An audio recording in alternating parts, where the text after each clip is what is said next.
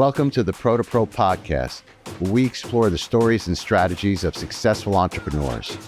I'm your host, Keith Hanenian, and in each episode, I'll be sitting down with a different guest to learn about their journey, their challenges, and their insights into building a successful business. As a lawyer who works with industry leaders, I've seen firsthand the passion and drive that it takes to turn an idea into a thriving enterprise. And in this podcast, I want to share those stories with you, our viewers and listeners. Whether you're an aspiring entrepreneur, a seasoned business owner, or just someone who loves a good success story, you'll find something to inspire and inform you in each episode. So sit back, relax, and join us as we dive into the world of entrepreneurship and discover the insights that can help you succeed in your own business.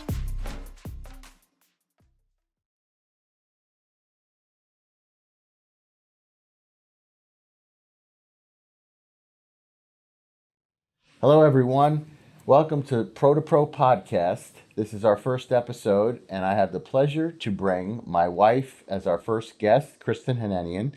Thank you for coming to our first podcast. Just next door. Yes. What I wanted to do is give you an opportunity to share with our viewers a little bit about yourself and tell us how you got to be a business owner running an incredible practice of Elite Medical. Oh boy. It's been a journey. Yes, it has. For sure. Well, obviously I had a segue into that. It was not my initial stop. I started in law enforcement and had no medical background. So I had to literally go back to school for another undergrad and then master's and, all the post-grad work. But I made a decision early on, I think even with you, that being someone's employee was just not something that I wanted to continue to undertake. And having my own practice and setting my rules and the boundaries within, or the boundaries that made me comfortable to work within, kind of led to that framework for a business and being able to service my patients in the capacity that I wanted to, with the level of service that I felt was important, that I didn't think that I could, provide that level of care working for bigger entities just because of, the business models that they maintained. And, here we are about 8 years later, and I've been able to stay true to that. But it's definitely been a process because it's always, it's fluid. I mean, much like relationships are fluid, a business is fluid because you have good times, you have bad times, you're affected by the economy, or you're affected by seasons, especially in aesthetics because it's it's highly elective, competitive. And it's elective, yeah. Yeah. Is there anything that you could point to as far as your formative years? I mean, you mentioned that you were a police officer. I know about that. Mm-hmm. But can you share with us, any experiences that you may have had as a police officer that you may have used to help you in developing the moxie to become your own business owner? Well, I definitely took, there was positive, but there was also negative in that profession. I think just much like even nursing, it's not always a very thankful profession. It's not a profession where people are immensely grateful for you because you're coming in crisis, or you're ruining someone's day because you're taking them to jail. I've definitely had to develop thicker skin, which has probably helped a little bit, but you also have to have a good partner. I mean, that's the other thing too, because the backside of it, the frustrations and the heartaches and the perseverance that you have to have your own business. But also being a female in the 90s in law enforcement, that was very challenging in and of itself. I mean, I've said, because I have the privilege to take care of a lot of active law enforcement now and as patients, and being a female today in law enforcement would probably be very, I'm not going to say a cakewalk because I would never say that about law enforcement, but certainly a lot better as a female today than it was 20 something years ago. But you have to have tenacity and you have to just have the will to keep going, even when you don't feel like you can, or when you question that. But I think having a great team is essential. My office manager is as much my support system as you are, but you just have to just not give up, even when you feel like you want to. But I think too, having grace, giving yourself some grace, because there's days where I look at you and I'm like, why do I keep doing this? Yeah. It's still, you still have people that are you're never going to make happy, people with very unrealistic expectations. And, I have the conversation with my office manager that when we take on complications from other practices, because maybe somebody price shopped, or maybe somebody went somewhere where they didn't have the ability to see through the complication that occurred, that part becomes frustrating too, because you are then devoting a large portion of your practice time to helping people that have had complications from somewhere else. Whereas if they had done their homework and maybe spent that $100 more, they would be in the hands of somebody that was more qualified to make sure that complication didn't happen. So that's a whole other part of it. But getting to this point and having the experiences that I had in law enforcement, it's a totally different, obviously, profession. But learning, having that discipline and just having that drive to not give up and keep going is a tremendous influence in where I am today. If I had laid down and given up, I would have stayed back in, 2001 and just never continued on, Yeah. Especially because a large portion of that time I was a single mom and doing those things. So we are the sum of all of those experiences. So very much who I was then is a huge part of who I am today, but you're never stagnant, right? You always have to, I literally walk into my office every day and I've learned something every day, whether it's from a patient or a particular experience, always learning. You just can't ever walk into a situation and have it be arrogance to think, well, you know it all. And that's definitely a problem in this world of medicine and in this world of social media. The egos and the attitudes of I'm better than someone else, or I know more than someone else. I mean, we talk about that even in the practice of law. Yeah. When you doctor conference, or when you're talking about something, or when we read, medical evaluations and they've misidentified, it's the wrong body part. There's just so much roboticism. And I think through that mass production grows an ego, and I'm much bigger than I really am. And I think that's the other part of this too, is humility. And that is something that I will never lose touch with, is humility, and remembering that as quickly as you can rise is as quickly as you can fall. I know I'm kind of going all over the place. No, it's interesting. I do want to bring you back though a little bit about, right. You talked a little bit about partnership. Obviously, mm-hmm. Even I did the journey with you, but how did you manage the fear of making that giant step to opening up your own business? Like, how did you handle that? Because there's going to be people who are listening to this podcast or watching this podcast and are probably going through that right now. It's funny because I do have a great support network throughout the country of some other women, female business owners. So I definitely have a great support system that way. Obviously have the benefit of your legal mind as a guiding force for me too. Okay. but I also, a lot of it too came from watching what you went through. So I have said very candidly to people, I never sat down and did the formality. Let's do a business plan. You and I knew a framework of what I wanted to do and how I wanted to do it. It was just making that come to fruition. And so we started with that mindset of more of a concierge feel, because we knew that was the kind of medicine that we liked. We liked the idea of having a provider that gave us that individualized attention. I knew what I didn't like. I mean, when I was in some of those other environments, it was like a mill, in and out, and you're seeing a patient every 10 minutes and who did I just see? And that's where the errors happen. And that's where the problems happen, especially because we knew that I wanted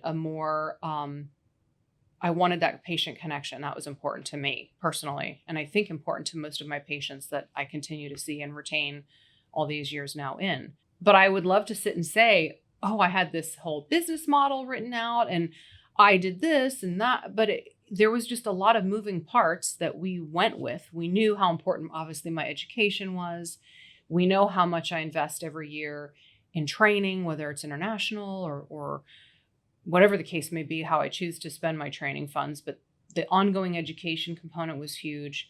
I think that we knew enough of the things that we didn't want that we used that as some of the barometer for us, or the framework for us, so that we could carve out, well, this is what I think the direction that we want to take the practice. And you know, obviously we're deferent to the things that I wanted from how I wanted to frame it, how many patients I want to see in a day. I want to cap it. I don't want to see more than, 16 or whatever the case may be. We never, I mean, I would love to sit and say that we had this formalized plan written, but we really didn't. We just knew enough from the negative experiences, the things that we didn't want. And I think we went from there. I remember the journey very well. And I also remember your conservatism and your, I think you managed your stress and anxiety, but not by not taking on more than you could handle, both financially and in regard to patient care. I think you wanted to ensure that you were providing a really good experience to the patient. And as time progressed and you developed your reputation and the practice grew, you also developed a strength to learn how to say no. Oh, and immensely. Tell me a little bit about that, because that was an experience that I went through with you. Well, in every relationship, there is a yin and a yang, right? And I have always been that I always say I'm the fiscal conservative one more so. I think you've certainly evolved more into that. But I was not, I'm trying. I was not willing to take on practice debt. So we didn't start out with a business loan. We started really small. And I'm glad every day that I did that, because Brooke, my office manager, we talk about that a lot. We see, because there's a medical spa providing services on literally every corner now. Young clinicians coming right out of school, opening up a practice, never practicing medicine, taking on debt, taking on investors.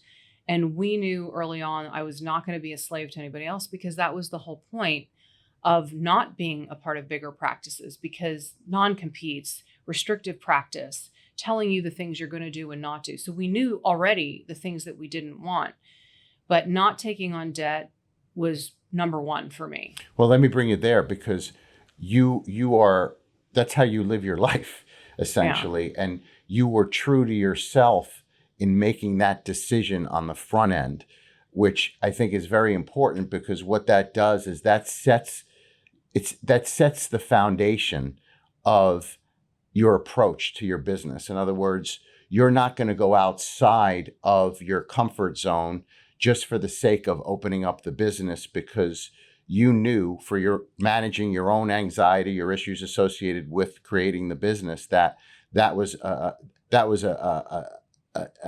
situation which you were not going to bargain that away. You knew for yourself and your own peace of mind that I'm not going to get into debt to do this. I'm going to do this. It may take longer, which it did. It did. But for me, peace of mind, it'll be slow process, but slow and steady, I'll get there. Versus, like you said, other people will take on this huge amount of debt on the front end and always play catch up. Always. To that. Every device that we have, every laser, we own outright. We started very small, and I started small, offering things that were manageable and things that would deliver results. So at the end of the day, as a clinician, our obligation is to stay rooted in what the science shows us. What is the clinical data? What does the clinical study tell us? And so every service that I was providing, even early on, I wanted to be able to say, well, if we know that if you do something, say as simple as microneedling, if you do medical microneedling, we know if you do a series of 4, you're going to get a 400% return on collagen production. That has been proven time and time again.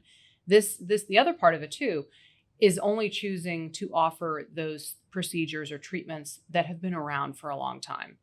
I've never been anybody to just jump right on a bandwagon. Oh, something launched and let's just jump on it. We saw that with Quo. Quo was a medication. Well, that was the commercial name for it. That was actually around for a really long time.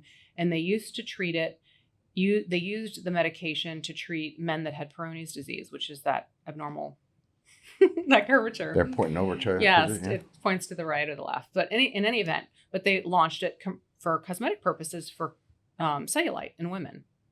Ended up going horribly. So people were doing these huge buy-ins, jump in, buy it, spending thousands of dollars, and then it just totally flopped. So these people were like, because we realized pretty quickly, doing all these mass treatments, that these women were literally losing their butt, because that's primarily where you see cellulite in women. So they realized all these people were sitting on all this product, and you just couldn't sell it. So it's a total loss for you as far as revenue and whatnot, and you've put the cash out, and it's just a waste. So I was never somebody, and I always tell people, if you are starting out, don't jump on bandwagons. Be okay with having a gatekeeper like I do with my office manager, and empower her to tell the laser people, sorry, no, not interested. I always have that mindset. If I see a study and it's something I'm interested, I will call them and ask them to come and set a meeting up with me. Because that's the other thing too, lasers and sales reps, they all want to have meetings with you and have meetings with Brooke. Oh, yeah, I remember that. Yeah, and Brooke has had to tell them, listen, she's a solo clinician. I mean, we have ancillary, but she's the sole injector. And when she is having a meeting, she is not seeing patients. So that is a loss of revenue. So having an office manager and someone there that is, keeps those things in check for you. So again, that support team is huge. But going back to that original question, I just was okay with saying, I don't need to have everything in my office all at once. And I would buy a device at a time. And that's how I've built the portfolio of the devices we have. And I don't need 20 devices to treat one thing. I have a laser for pigment. I have a laser for all Fitzpatrick, so I can treat my lightest skin tone to my darkest skin tone. I wanted to make sure that what we had was a vast portfolio that could cover the spectrum of skin tones, safely treat everybody, but it wasn't going to break my bank, because I never wanted to be in a position where I had to take a patient and sell them a bill of goods because I had a nut to pay every month that I couldn't pay unless I did that. It's unethical. When you have a person sitting in your chair that has been so clearly overfilled and they're telling you they want more, your job is to obviously look at the global picture, but is this a body dysmorphic issue? Why are they so overfilled? If I add more filler there just because I have a bill to pay, I'm not practicing medicine safely. I'm being unethical in my practice. And we see that more and more and more and more. And you have to be okay with saying no and gently turning someone away and sleeping at night versus getting that money in your pocket and you're only doing it because you have some bills to pay. There's a fine line. And I it's funny because Brooke, my office manager, and I have talked about it a lot, because she came from the high-paced world of real estate in New York City, where, you don't tell people no. you make those deals happen. Yeah. But she was an aesthetic consumer, and she would come from New York for me to treat her because I took care of her family, and her family told her, hey, listen, this is the person to see because she's not only going to take care of your skin, but she's going to guide you safely. And now that she's in the role that she's in, and she's been in it for so long, she gets it. She sees it's a fine line that you walk with the psych side of it, dealing with people's psyche and helping them see things clearly, because we're living in this filtered world. Yeah. Versus, managing, she knows we have bills to pay, so managing that side, the rent and all the lights and all of those things, because there are people that will come across me like, well, I can get that on Groupon cheaper. And us being okay with saying, well, you can go ahead and do that because I'm not the person for you then, That I think is something that takes confidence and self-respect and also a greater understanding of the bigger picture to say no, to say you don't want to. Because I recall in my career, and you witnessed it and saw it with me, it was very difficult to say no. Yeah. Turning down a client to do something was crazy, because you wanted to take in as much as you could as you were grasping at trying to get business. But once you're able to, and I think time has a way of teaching us this, once you're able to say no, you recognize that your time is better spent at handling the patients that are the good patients, or the clients that are the good clients, Well, they value you. And you're valued Correct. for sure. Right. And you're not managing an issue that could develop into something even more that in the long run would cost you more. Well, preserving your peace, right? And having the ability to recognize, well, like you said, your self-respect, but having the ability to recognize that you're not for all people and all patients are not for you, and you're not for all patients. And I'm okay with that because of the investment in time and developing, like, I know every single one of my patients and I genuinely have an affinity for all of them. We all have our own quirks and our own idiosyncrasies, but at the end of the day, I believe that my patients know I'm there for them. And they know that if something happens that isn't great or is an unpredicted outcome or is an adverse event, they know that I'm equipped to manage it, and they know I'm going to take care of them, and they know that I'm going to see them through it. Not only just because of my training and experience, but because of the fact that they are trusting me with their care. And I don't take that lightly. Just like with your clients, you're there. We've had this conversation. You're their psychiatrist too. You're holding their hands through a legal issue or something that's catastrophic to them in that moment. And you have to hold them, and not literally, but hold them in check and be like, no, this is fine. We're going to get through it. It's no different. It's a different profession, but in some ways it's the same type of dynamic. But I also love that mantra that some guy told me a long time ago: hungry pigs get fed and greedy pigs get slaughtered.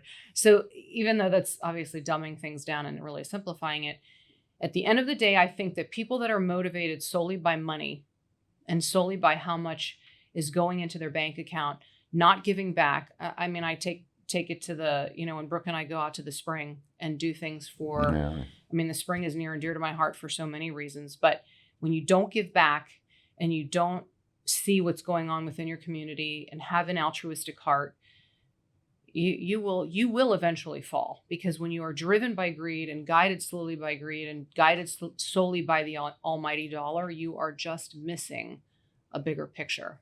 And we see it all around us. We see unmitigated greed at the highest levels of our government, so sure. We see it everywhere.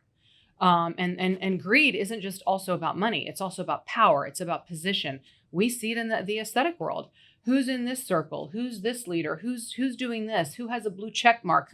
It's kind of mind-boggling that at this age, I've said this too to Brooke, that I'm in my 50s and I'm still dealing with a group of people that are driven by a popularity contest. It's kind of scary. But you see it even in the law, in the profession of law. It's social media has definitely changed. Mm-hmm. I think so many practices and professionals and how they interact. It's a crazy thing. But let me bring you back to some of the comments you made with regard to training mm-hmm. and your support group. I'm aware of it, but you have done an incredible job in creating, for lack of a better term, a mentorship with other peers mm-hmm. In your industry, not just locally, but nationally and internationally. You have, I know, going to the UK, meeting, Hannah and Elliot, mm-hmm. and you doing the training with so many other doctors. Mm-hmm. But you really have a good group of peers. Some of them I represented. Mm-hmm. Tell me a little bit about how that has helped you in your profession, and especially since you have a small boutique concierge type practice. How has that helped you in development? It is honestly irreplaceable for me. You said locally. I really actually don't. This industry is so cliquish that it is really hard to foster relationships with people that are local. I mean, with physicians, I do, with the Dr. Ferriers of the world, Chelsea Troiano. I mean, there's some great facial plastic surgeons that I am very blessed to kind of, have on hand and can communicate with. Joe Brown, another one. My network, as I call them, my little tribe of other business owning women, from Atlanta to Naples with Dana, to Houston, April. And that's obviously beyond just a business friendship. I mean, these are very close friends of mine that I'm very fortunate to have in my sphere because they're all brilliant women. But I think we share a common frustration because a lot of them are national trainers. Like Nina travels all over the U.S. for Allergan, and now for Derma Medical. And she sees it. She sees that the cliquish environment in which we're all functioning. But we also chuckle because the amount of money, I'm sure you could quantify it and you'd probably lose what few hairs you have left, is the amount of money that we spend each year on my training, especially when you go international, $4,000 or $5,000 a pop, and you're doing 6 or 7, trainings with different specialists. That's why we kind of chuckle when you will get the email, do you offer shadowing? Yeah. And, do you offer, I'm like, I spend on average, $50,000 to $60,000 a year with training, and that, including travel. I mean, there's no free ride with this. You have to carve out a budget for training, and you have to stick to it, and you have to do it every year because this field is ever changing. And we are appreciating the need to move to regenerative medicine, which has always been my passion anyway. Figuring out ways to keep us more healthy, to keep us more youthful, active, moving, healthy weight, all of those things.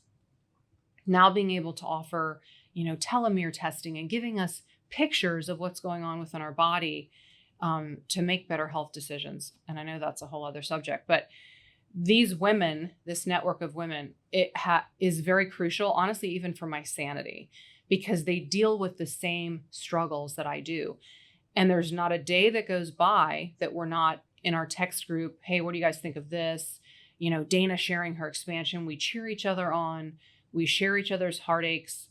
We share each other's, frustrations. It's kind of like how you are with Jack, or, where you can kind of commiserate about aspects of practice. Well, yeah, within the profession, right. Only you go through certain right. things, and you right. have, but what I find incredible about you and how you've been able to do this, I mean, it developed organically, mm-hmm. Is that these are truly caring individuals who are also business owners, mm-hmm. who kind of seem to protect the group. Mm-hmm. In other words, not that it's cliquish within, but there is support within. We joke we're not taking any more applicants, But there is support. But there is support within, and as it relates to all the challenges that you may mm-hmm. face. And I think that's a really good talking point for individuals, whether it be in your industry or another industry, mentorship and having, or peer-to-peer, having somebody there who's able to help, not necessarily give you the answer, but again, one of the reasons I'm doing the podcast is to create an atmosphere in which people can get suggestions to help guide right. them and make these decisions. And I know, experiencing it from you, that these women have been great as a support for you, and as you have been for them in troubleshooting and dealing with challenges, multiple challenges. It's been a refreshing experience for me in a lot of respects, because we've joked about this, I have more of a guy's brain. I think, you've said I'm like a guy with sure. the way that I am. Grew up as a kind of more of like that tomboy. So female, I was always more likely to have male friends than I was female friends. So it's been refreshing in that part, right? Having a clique of women, a group of women that you considering your industry is very mean girlish. Correct. So that part, or boyish. That part's been very good for me. But there are people like Rana, who is very outspoken about helping other people and connecting people to help one another. And she walks that walk. It's not just a talking point, because there for a long time has been a big talking point of community over competition. And you hear people saying it out of one side of their mouth, but out of the other side of their mouth, they're denigrating somebody. So having people that actually, live that versus it just being a talking point, that's the other part of it too. So I do feel very fortunate that I have this, group of women, and, like with April, having that friendship as well as the business side, because she recently launched her practice, and that was a labor of love, because then you deal with each state's laws, and what might work for me here in Florida might not work in Texas because of the laws being different. But the one common theme that you and I always talk about is is how we hate bullies. And my other, you know this, if I say what's the one non-negotiable for me, you always say it's loyalty. The minute that there is even a whiff of disloyalty, I have to be done. And that's just, I'm the sum of all of my experiences. That's just me. So I feel fortunate in this group with these women that there's never been an instant where I've looked at any of them and thought there could be disloyalty there, or they're all they're very like-minded in their thinking with regard to loyalty and having someone's back and being there for somebody. And that's just, it's invaluable. It's just an invaluable thing. And I am realizing as I'm getting older that is a very rare trait in people. It just seems that in humans, they don't have the same qualities of our dogs. Hence the dogs. But that goes to another area that the podcast is focusing on, and that's called humility and vulnerability, which you touched on a little bit. Mm-hmm. I think that in your group, among your peers and the women that you communicate with, each of you do become vulnerable to each other, in that you share challenges that you're facing, and maybe questions that you may have as far as your practice is concerned, and you're in somewhat of a no judgment type setting in which you're getting, feedback from these people. Tell me a little bit about that and how that's helped you in your career. Well, if you are in a situation where you're, say, a peer group and there's judgment, there's no potential really for growth, right? Because you immediately shut down because you're being judged. And that would be a normal reaction of somebody, that when you are in a situation where you're being judged by people, then you just shut down. When you're in a situation where you can have open dialogue and troubleshoot, well, I'm doing this, or my business is smaller, because there are in the group of these women, there is like one woman in Chicago who is much smaller scale. She's growing, but she's not ready to grow yet, right? Like, she's taken on another room, but she's really not ready to be super expansive. Then you have April, who just launched, and she's already huge because she was already out, she had her own patients for the last 20 something years. So that's been a natural process for her. Then there's my girlfriend in Atlanta, big practice, growing, but still managing the fact that she has to travel so much for trainings. So within all of us, we have had so many different experiences. Dana, for instance, getting ready to do this build out for this huge place. She already has an infrastructure, but she'll have a whole different set of growth potential because of the size that she'll gain. So we're always sharing the things that we experience and the good and the bad with it. And hey, how do you handle this when you're getting pushed to buy mass amounts of product from one of your reps? And what do you do? Well, try this way, try it. So we're always going back and forth, sharing what has worked and what hasn't worked, mess ups, things that we were like, well, we wish we could redo that again. And then, well, that's a big area, right. The mess ups and not only the mess ups, the troubleshooting associated with, a particular procedure, what they may have gone through. Mm-hmm. It takes a lot, especially in the medical practice, mm-hmm. to look at yourself internally and question what you may have done. It may have not been the right thing, or talking to somebody about that, because that creates that vulnerability. I find in my profession that arrogance blinds, right? Like anything else. So that's in any profession, I would say. But once you stop accepting the fact that you could learn more is when you stop learning, period. And so you've created this group that I didn't create it. We came together through a trip to Costa Rica. So it was very unexpected for all of us. So that was one of the great parts. When I flew to Costa Rica mid pandemic for ultrasound training, fortunately Nicola was able to put that group together, and we were able to go out there for that. So I traveled. Obviously, I was going to see April. So the rest of us all kind of came together. It was very organic. Nothing was very planned, but we just all knew. And one of the things I really love about it, honestly, is there's no politics in our group, because we're all very different in our viewpoints, and we love each other tremendously, despite that we all probably have very different viewpoints. And it doesn't change how we support each other, which is the other great part of this group, because that's the other thing I notice, is that there's so many people inserting politics into their businesses.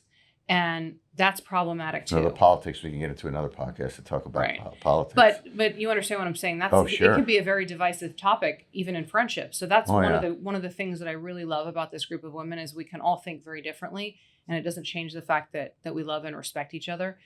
But I will say my mantra in life, since I can remember, has always been, if you're the smartest person in a room, it's time to find another room. And what I love about this group of women is that when I flew to Atlanta and we just had a weekend together, no formalized training, but we were all sharing our ideas. I love that when I walk into that room with all of them, I'm never the smartest person. And that, to me, you have to always challenge yourself and surround yourself with people that know more than you.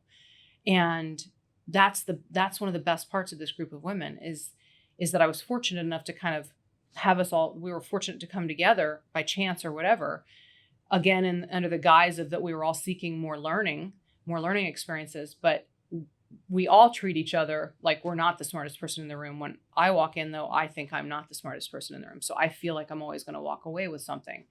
And that's important. That goes back to that humility. When you walk into a situation and you feel like there's nothing that you can learn, you need to check yourself, because there is always something.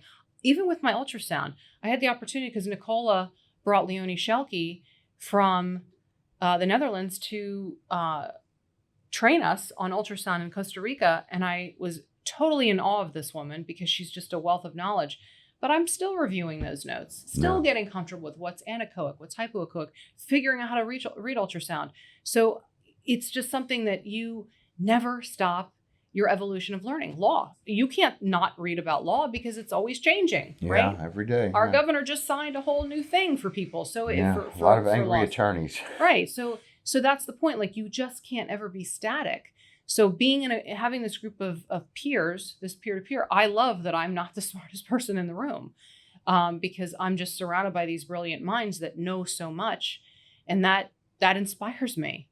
You have to constantly be inspired, especially in a field that's always evolving, you know?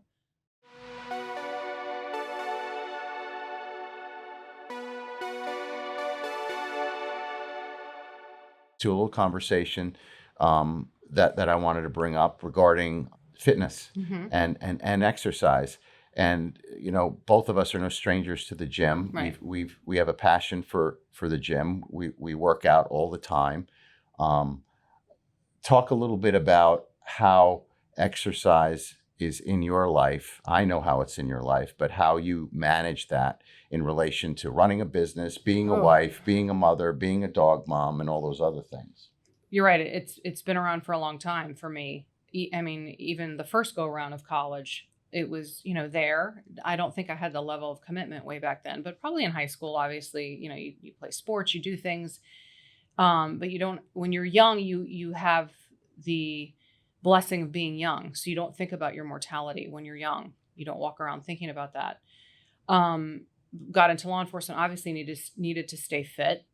You know, you have one bad resist and realize how not strong you are against a man or you know, genetically, I'm just not going to be able to do what a man can do. That gives you an appreciation for staying fit because you need to take care of yourself.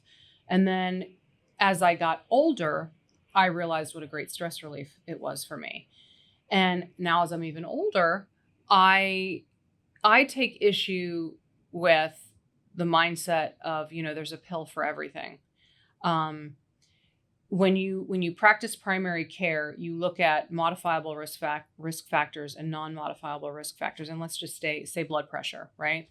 So in my family, on the mother and father side, I have the non-modifiable risk factor of hypertension because both my parents had it.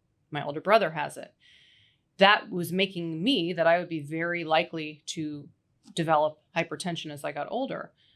That was always something that I thought about. So maintaining a healthy weight, maintaining a healthy diet, watching my sodium intake, the things that you can modify to prevent hypertension, you want to do. That's how I would counsel my patients. Well, you want to make sure that you maintain a healthy weight, that you don't eat foods that are going to contribute to that. Watch your alcohol intake, things like that. So those are the things that you can modify. You can't modify your genetics, what are your parents, what's in your lineage. So the gym is one of those things that can contribute to not developing hypertension, or you can work out and exercise to contribute to the things that you can modify. What I also became cognizant of is looking at the number of people that walk around us every day that are taking 5 or more pills for something, anxiety, blood sugar, the things that, when you look at that as a clinician, you're like, well, what can I help them do to diminish that? We need to get away from this mindset of there's a pill for everything. In my history, developing hypothyroidism, do I think that has to do with diet and what we're exposed to, what happens to our thyroid gland over time? Yeah, I do. I think there's a lot of conversation that can be had about that.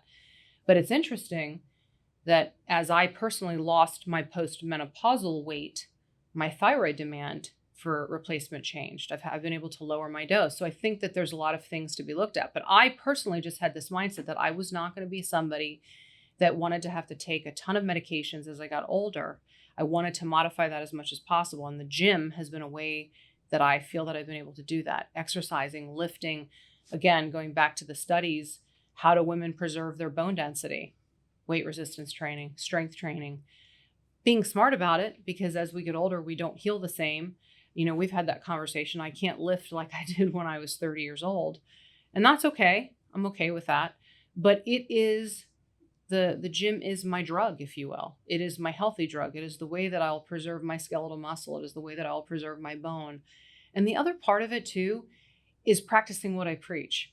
I can't go in all good conscience and talk to my patients about weight and weight loss and maintaining healthy blood sugar or counseling them about their hemoglobin A1C if I'm not practicing those same principles. I feel like most of my patients that I'm getting onto this regenerative medicine type plan, they're realizing that if you make those changes, you will get healthier. You will see the results. You will feel better. My blood pressure is beautiful. My hemoglobin A1C is beautiful. I could not be more happy with where I am with that. So I want to pass that on to my patients. And, my office manager will tell you, because I make her go to the gym with me, there's just nothing better for you than movement. There's nothing better for your mental health than movement. Yeah, I don't know anybody who's gone to the gym and left and said they feel worse. And said I shouldn't have done that. Shouldn't have done that. I mean, it's the hardest thing for people who don't do it or haven't made a habit of it to get to the gym. But once you go, it's a sense of accomplishment. Or just get out and walk. Yeah. I mean, I have that conversation with our daughter, Kendall.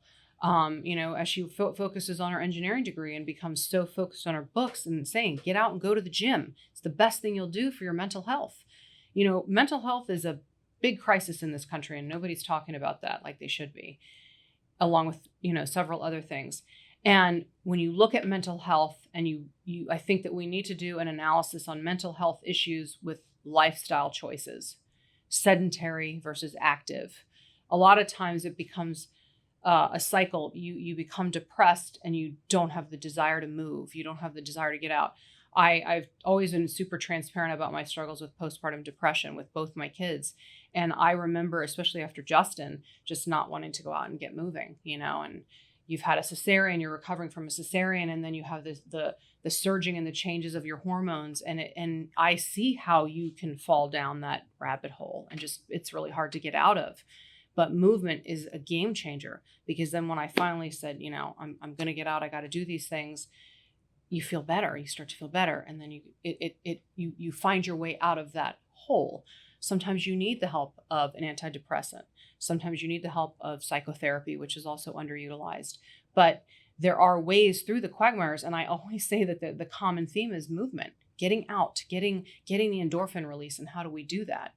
I never diminish the role of therapy and cognitive therapy, but that first step, that movement, is just a game changer. And then it becomes much like a nighttime ritual, maybe that I have of like my skincare steps or the routine that we have with the dogs. It becomes a part of your routine and your habits. And just like negative habits can be fostered, negative thoughts can be fostered, positive can be fostered. And it's just like having a good conversation with yourself. I have that conversation with patients. Don't look in the mirror and pick yourself apart. Look in the mirror and find those traits about yourself that are beautiful. Embrace your asymmetries. Don't chase certain things. It's the same thing with the gym and making the small steps and not judging yourself, right? We do it. We talk about it all the time. I've got to be easier on myself. have grace, give myself grace. So it's the same principles. Everybody has to start someplace in the gym. Everybody has to start someplace with activity and movement. That is a foundational part of mental health. Well, I think that, obviously we both have common interests. We have so many common interests. The gym is it's our lifestyle. It's part of our lifestyle. Fitness and exercise is part of our lifestyle. And I remember earlier on in my career when I was this, hungry attorney who was trying to become partner and trying to, carve out my profession, I would succumb to giving up, not doing certain things that I had been doing, that I had been doing, frankly, bodybuilding since I was in college, loving it, and then just stopped doing it for this fear of being ridiculed, or for this fear of not taking advantage of an opportunity to build up in my career. But what I found over the years, from my perspective, is that I need to take that time for myself. I need to be selfish and go exercise, because I know that's how I recharge, and that's part of my life and part of my sanity, and helps me with all the challenges. The gym doesn't lie. I go to the gym and I do my thing, and I'm in my own little world. Yeah, there's people there that you meet, people who have common interests, right, which obviously the exercising and fitness is something that they either want to try to do or do as part of their lifestyle. But balancing the expectation of running a business, being a professional, with taking care of yourself is another theme of this podcast. And both of us know that that's also not up for bargaining. We're going to go exercise because we know that that's part of our lifestyle. And tell me a little bit, as we wind down here, because I know I've had John for a long time, but tell me a little bit about how our journey has been with regard to exercise, and how that's created. I know how it's created us to be more cohesive as a couple, but tell me how you feel that exercise and fitness has done that for you. Well, it's a sense of discipline though too, and commitment. But when you feed the things, and I know you used that term selfish. I don't personally like to use the term selfish, because I don't believe that any self-care that a person does for themselves, whether it's aesthetic or meditation or whatever it is that a person needs to recharge and feel sane, that's not a selfish practice. That makes you a better human. When you look at people, and we've joked because Kendall has that dash cam. When you look at road rage, for instance, those are people that are like ticking time bombs because they're so pent up and angry. Chances are they just don't really have a good outlet, right? Because they're just so triggered by something. And I hate that word, but I felt it was appropriate.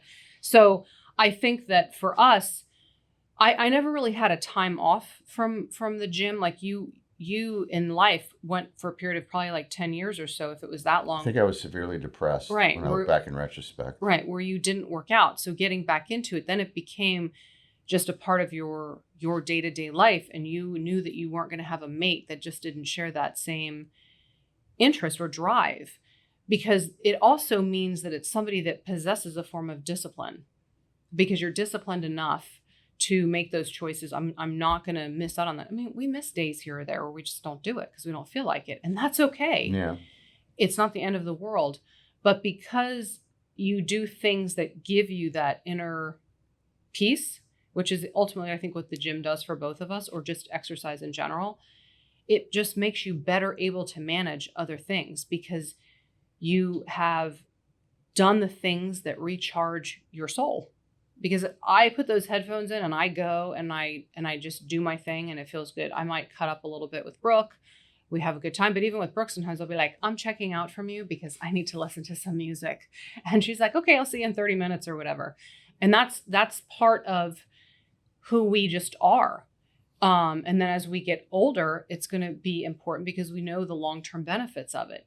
So there are some people that just don't understand probably the whole concept of the gym and working out, and that's okay. They might have another outlet, But at the end of the day, healthy people, mind, body, spirit, there is a part of exercise to that for people. And I think for us, it was just a common theme very early on that we both just knew that about each other. I frankly think that anybody who exercises on a regular basis and goes to the gym on a regular basis shows a sign of discipline immediately. 100%. And it will transcend in their life one way or the other. Subconsciously, they may not even recognize it or realize it, but for sure it does. For me, I know that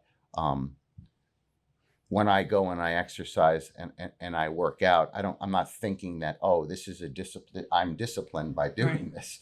I'm doing it because it makes me feel good, but it also segues into my life and my lifestyle, in that I feel good about how I'm presenting to the public. I feel good about how I'm dressed. I feel good about myself, and I project a sense, maybe some may view as arrogant, I view just as self-confidence, because I know I'm taking care of myself, both internally, health-wise, and I feel good about myself.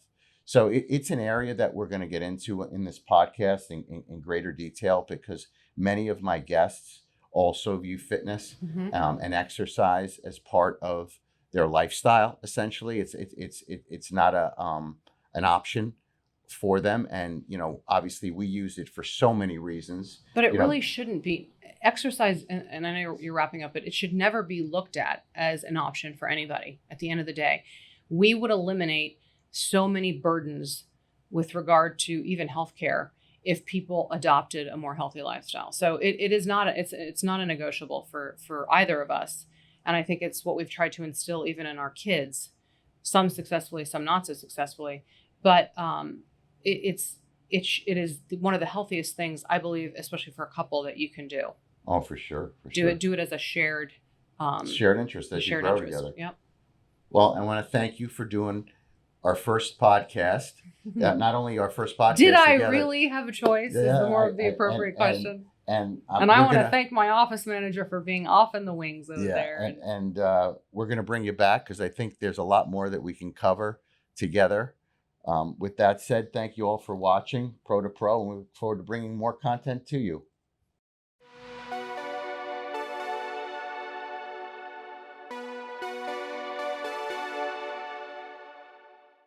That's all for today's episode of Pro to Pro. I hope you enjoyed hearing from our guests and gained some valuable insights into the world of entrepreneurship. Like and subscribe to stay up to date with the latest episodes, and don't forget to follow us on social media. Thanks for watching and listening, and remember to keep it Pro to Pro.